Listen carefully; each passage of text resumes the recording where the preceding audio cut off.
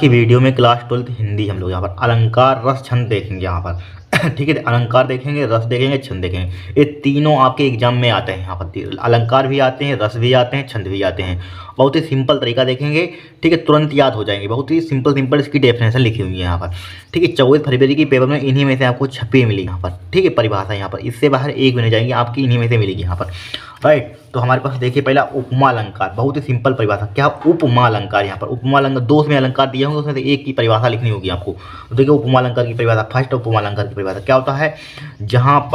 जहाँ पर उपमेय की तुलना समानता के आधार पर, ठीक है, उपमेय की तुलना समानता के आधार पर की जाती है, वहाँ पर उपमा अलंकार होता है। वहाँ पर क्या होता है, उपमा अलंकार होता है। आपसे कोई पूछ दे उपमा अलंकार क्या होता है, तो उपमा अलंकार क्या कहेंगे आप, जहाँ पर उपमेय की तुलना समानता के आधार पर की जाती है, वहाँ उपमा अलंकार होता है। समानता ध्यान रखना है यहाँ पर, जहाँ उपमेय की तुलना समानता के आधार पर की जाती है, वहाँ क्या होता है, उपमा अलंकार होता है। जैसे फॉर एग्जाम्पल, उदाहरण हरिपद कोमल कमल थे। आपने एग्जाम्पल पहले पढ़ा हुआ, सुना हुआ, इसलिए सिंपल है, याद कर लेना। क्या है, हरिपद कोमल कमल थे, एग्जाम्पल याद कर लेना यहाँ पर, राइट। फिर देखिए बस याद कर लेंगे उपमा अलंकार की परिभाषा, आराम से याद हो जाएगी। यहाँ पर कुछ है नहीं, इसमें क्या होती है, जहाँ पर उपमेय की तुलना समानता के आधार पर की जाती है, वहाँ क्या होता है, उपमा अलंकार होता है। उदाहरण हरिपद कोमल कमल से, ठीक है। फिर देखिए रूपक अलंकार। रूपक अलंकार क्या होता है, जहाँ पर उपमेय में ठीक है, उपमान का भेद रहित क्या हो, आरोप हो। जहाँ उपमेय में उपमान का क्या हो, भेद रहित आरोप हो, वहाँ पर क्या होता है, रूपक अलंकार होता है। वहाँ क्या होता है, रूपक अलंकार होता है। क्या होता है रूपक अलंकार, जहाँ पर उपमेय में उपमान का, ठीक है, भेद रहित आरोप हो, वहाँ पर क्या होता है, रूपक अलंकार होता है यहाँ पर, ठीक है। नोट कर लिए, जहाँ पर उपमेय उपमान का भेद रहित आरोप हो, वहाँ पर रूपक अलंकार होता है यहाँ पर, राइट। क्या होता है, रूपक अलंकार होता है। उदाहरण इसका लिख लीजिए। देखिए मायो जी मैंने राम रतन धन पायो, ठीक है, बहुत ही सिंपल एग्जाम्पल है, सुना। ये सब एग्जाम्पल आपके सुने हुए हैं यहाँ पर, इसीलिए लिखे यहाँ पर, ठीक है, सबको मालूम होते हैं। मायो जी मैंने, ठीक है, राम रतन धन पायो, आपका पढ़ा हुआ है, तुरंत याद हो जाएगा यहाँ पर, ठीक है। फिर देखिए यमक अलंकार की परिभाषा, यहाँ पर तीन में से एक अलंकार आपका फंसा हुआ है, मतलब छपा हुआ है पेपर में, ठीक है। तो यहाँ पर देखिए यमक अलंकार। यमक अलंकार की परिभाषा क्या होती है, जहाँ पर कोई शब्द एक से अधिक बार आए, जहाँ पर क्या है, कोई शब्द एक से अधिक बार आए और उसका अर्थ अलग अलग हो, उसका अर्थ क्या हो, अलग अलग हो, वहाँ पर यमक अलंकार होता है। वहाँ पर क्या होता है, यमक अलंकार होता है। क्या होता है यमक अलंकार, जहाँ पर कोई शब्द एक से अधिक बार आए और उसका अर्थ अलग अलग हो, वहाँ पर यमक अलंकार होता है। क्या होता है, अलंकार होता है, यमक अलंकार होता है। उदाहरण देखिए, कहे कवि बेनी बेनी ब्याल की, ठीक है, चुराई लीनी। यहाँ पर कहे कवि बेनी बेनी ब्याल की चुराई लीनी, ठीक है। एग्जाम्पल बहुत ही सिंपल है यहाँ पर, ये दो ऊपर रटे होने चाहिए यहाँ पर, ठीक है। ये भी तीनों याद कर लेना, बहुत ही सिंपल है, इसमें कुछ है ही नहीं यहाँ पर, ठीक है। आराम से आप याद कर लेंगे, इस तीनों का स्क्रीनशॉट ले लीजिए आप यहाँ पर, ठीक है। इनको पढ़कर जाना, इन्हीं में से आपके छपेंगे यहाँ पर। अब देखिए रस, श्रृंगार रस।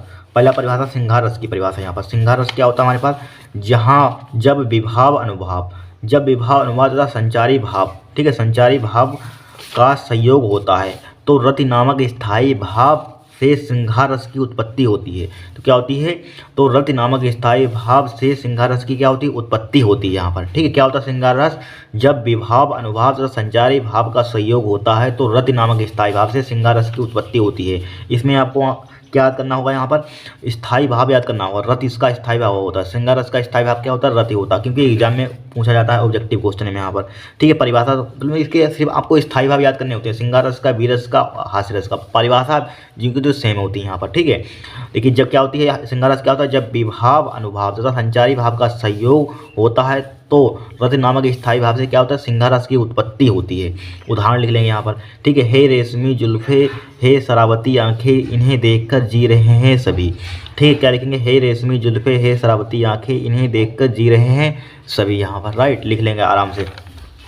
फिर तो ये सेम टू सेम परिभाषा देखिए वीरस की, जब विभाव अनुभाव तथा संचारी भाव का संयोग होता है, क्या होता है, संयोग होता है, तो उत्साह नामक स्थायी भाव से वीर रस की उत्पत्ति होती है। क्या होता है, जब विभाव अनुभाव तथा संचारी भाव का संयोग होता है, तो उत्साह नामक स्थायी भाव से किसकी होती है, वीर रस की उत्पत्ति होती है, ठीक है भाई। सेम टू सेम देखिए, इसमें भी परिभाषा भाई सेम टू सेम है। देखिए जब विभाव अनुभाव तथा संचारी भाव से, ठीक है, सहयोग होता है। जिनका तुल्य सिर्फ स्थायी भाव बदल जाता है। यहाँ पर रथ की जगह पर क्या आ जाएगा, उत्साह। उत्साह नामक स्थायी भाव से वीर रस की उत्पत्ति होती है। सिर्फ उस वहाँ पर सिंगार रस की उत्पत्ति होती थी, यहाँ पर वीर रस की उत्पत्ति होगी। परिभाषा व्यक्ति जिनको तुम सेम टू सेम होती है, सिर्फ आपको स्थायी भाव आपको कन्वर्ट करने मतलब बदलने होते हैं, चेंज करने होते हैं यहाँ पर। ठीक है, बस इसका उत्साह नामक स्थायी भाव बस चेंज कर दिया, बाकी सब एच टी परिभाषा। उदाहरण आपको याद करना। उदाहरण देखिए, बुंदेल हर बोलों के मुख हमने सुनी कहानी थी।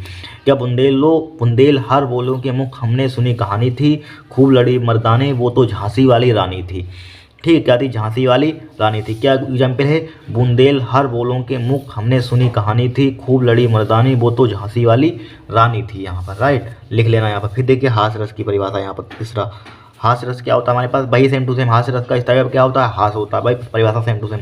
जब विभाव अनुवाद संचारी भाव का संयोग होता है तो हास नामक स्थायी भाव से, इसका हास नामक स्थायी भाव से हास्य रस की उत्पत्ति होती है। किसकी होती है, हास्य रस की उत्पत्ति होती है यहाँ पर। राइट क्या होता है, जब विभाव अनुभाव से संचारी भाव का संयोग होता है तो हास नामक स्थायी भाव से हास रस की उत्पत्ति होती है। बस उदाहरण लिख लेना। उदाहरण देखिए, कहा बंदरिया ने बंदर से चलो नहाने गंगा। इसने कहा बंदरिया ने बंदर से चलो नहाने गंगा, बच्चों को छोड़ेंगे घर पे होने दो झुड़दंगा। ठीक है, क्या उदाहरण क्या है, बहुत ही सिंपल है। कहा बंदरिया ने बंदर से चलो नहाने गंगा, बच्चों को छोड़ेंगे घर पे होने दो झुड़दंगा। होने दो झुड़दंगा। इस टाइप से आपको एग्जाम्पल मतलब कि लिख देना उदाहरण। यहाँ पर सबसे मेन चीज़ इसमें क्या करना है, सिंगार रस का आपको क्या याद होना चाहिए, स्थायी भाव होना चाहिए। वीर रस का स्थायी भाव याद होना चाहिए। हास्य रस का स्थायी भाव याद होना चाहिए। ठीक है, परिभाषा तो बन ही जाएंगी, ये याद कर लीजिए, बन ही जाएंगी। मेन काम आपका उदाहरण है याद करना, उदाहरण और स्थायी भाव यहाँ पर। ठीक है, आराम से याद कर लेना। ठीक है, इनको पढ़ लेना एक बार। अब देखिए छंद देखेंगे हम लोग यहाँ पर। क्या देखेंगे, छंद। यहाँ पर देखिए छंद हमारे पास पहला स्रोटा। यहाँ पर स्रोटा की परिभाषा क्या होती है, दोहे का उल्टा रूप स्रोटा कहलाता है। इसका रूप होता है दोहे का उल्टा रूप स्रोटा कहलाता है। ठीक है, यह एक अर्ध सम्मात्रिक छंद है। ये क्या है, एक अर्ध सम्मात्रिक छंद है। इसके पहले और तीसरे चरण में 11-11, दूसरे और चौथे चरण में 13-13 मात्राएं होती है। अब देखिए समझिए यहाँ पर इसमें क्या लिखा हुआ है, इसके पहले और तीसरे चरण में 11-11 मात्राएं पहले और तीसरे चरण में। यहाँ पर पहला कौन सा हमारे पास चरण है, ये वाला है पहला, और ये वाला तीसरा। यहाँ पर देखिए इसमें कितने होंगे हमारे पास, 11 होंगे। देखिए 2 1 3 1 4, 4 और 3 7, और 7 और 2 7 2 9, और 9 2 कितना होता है, 11 होता है। इसमें देखिए तीसरे में देखिए 2 3 और 2 5, 5 2 7, 2 9 2 11 है यहाँ पर, इसीलिए लिखा हुआ है। ठीक है, इसके पहले और तीसरे चरण में 11-11। ठीक है, और देखिए दूसरे और चौथे चरण में 13-13 मात्राएं होती है। दूसरा और चौथा, दूसरा कौन सा, ये वाला है, चौथा ये वाला है। कितनी होती है, 13-13 मात्रा। देखिए 2 3 और 1 3 और 2 कितना होता है, 5 1 6, 6 और 3 9, 9 और 2 11, 11 और 2 13 मात्रा। इसमें भी 13। देखिए 2 1 2 2, और यहाँ पर कितनी हो जाएगी, 2 1 3 1 4 1 5, 5 और 4 9, 9 और 2 कितना होता है, 11, 11 और 2 13 मात्रा है। पहले और तीसरे चरण में 11-11 मात्रा है। दूसरे और चौथे चरण में क्या होती है, 13-13 मात्राएं होती है। बस इतना आपको लिखना है यहाँ पर। इस टाइप से मतलब इसका उदाहरण क्या है, देखिए निजमन मुकुगर। ठीक है, निजमन मुकुगर सुधार। ठीक है, श्री गुरु चरण सरोज राज, जो दायक फल चार वर्णो रघुवर विमल जस। ठीक है, क्या लिखेंगे, निज मन मुकुर सुधार, श्री गुरु चरण सरोज राज। ठीक है, जो दायक फल चार वर्णो रघुवर विमल जस। इस टाइप से एग्जाम्पल लिख देना यहाँ पर। ठीक है, एग्जाम्पल देखना, बहुत ट्रिकी एग्जाम्पल होते हैं ये भी, तब भी बहुत सिंपल है यहाँ पर एग्जाम्पल यहाँ पर। ठीक है, ये परिभाषा याद कर लेना। परिभाषा कुछ है नहीं इसमें। ये दोहे का उल्टा रूप स्रोटा कहलाता है। यह एक अर्थसामात्रिक छंद है। इसके पहले और तीसरे चरण में 11-11 मात्राएं, दूसरे और चौथे चरण में 13-13 मात्राएं होती है। बस एग्जाम्पल लिख देना, आपका काम हो जाएगा यहाँ पर। ठीक है, या लिख लीजिए यहाँ पर, नोट कर लीजिए इसको। अब देखिए दूसरा रोला छंद की परिभाषा। रोला छंद क्या होता है, यह एक सममात्रिक छंद है। ये क्या है, एक सममात्रिक छंद है। इसमें 4 चरण होते हैं। इसमें कितने होते हैं, 4 चरण होते हैं। इसके प्रत्येक चरण में 24 मात्राएं होती हैं। प्रत्येक चरण में क्या होती है, 24 मात्राएं होती है। क्या होता है रोला छंद, यह एक सममात्रिक छंद है। इसमें 4 चरण होते हैं। इसके प्रत्येक चरण में 24 मात्राएं होती हैं। इसके प्रत्येक चरण में क्या होती है, 24 मात्राएं होती हैं। देखिए एग्जाम्पल देखिए, जीती जाती हुई जिन्होंने भारत बाजी।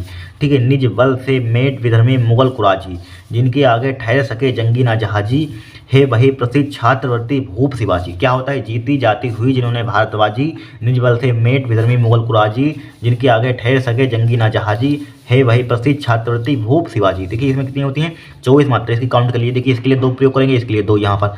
ठीक है, इसके लिए 1 यहाँ पर, इसके लिए 1, इसके लिए 2 हो जाएंगे, इसके लिए 2 हो जाएंगे, इसके लिए 2 हो जाएंगे, इसके लिए 1, इसके लिए 2, इसके लिए 1, इसके लिए 2, इसके लिए 2, इसके लिए 2, इसके लिए 2। यहाँ पर इसको काउंट करेंगे, 24 आएगा। देखिए 2 2 4, 4 5 6, 6 दो 8 हो जाएगा, 8 दो 10, दो 12, 13 हो जाएगा, 13 दो 15, 16, 16 दो कितना हो जाएगा हमारे पास, 16 दो 18, दो 20, 22, 24, 24 मात्रा है यहाँ पर, इसीलिए लिखा हुआ है यहाँ पर। इसके प्रत्येक चरण में क्या होती है, 24 मात्राएं होती हैं यहाँ पर, प्रत्येक चरण में क्या होती है, 24 मात्रा। एक कर काउंट करके दिखा दिए, दूसरी काउंट करके मतलब गिनकर आपको दिखाना ही नहीं यहाँ पर, उसमें कहने लगी काउंट कीजिए यहाँ पर, ठीक है। आपको इतना सिर्फ लिख देना है, कुछ नहीं है। रोला छंद आपसे पूछ दे कोई क्या होता है, तो क्या एक सममात्री छंद है, इसके प्रत्येक चरण में 4 चरण होते हैं इसके, ठीक है। इसमें प्रत्येक चरण में क्या होता है,